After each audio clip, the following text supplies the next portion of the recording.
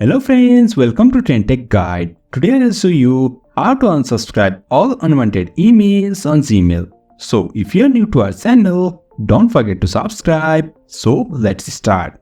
First of all, you can see I am here in my Gmail. Over here you can see I am getting email from different senders which I don't want.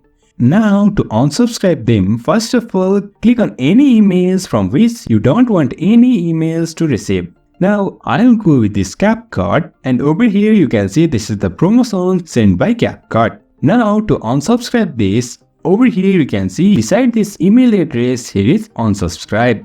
Just click on this unsubscribe and you can see do you want to stop getting messages from CapCut or any other recipient. Just click on this unsubscribe. And now you can see here is you unsubscribe from someone. That means I have successfully unsubscribed from this CapCut. In this way, we can unsubscribe all unwanted emails on Gmail. So if you find this helpful, don't forget to subscribe. Have a good time.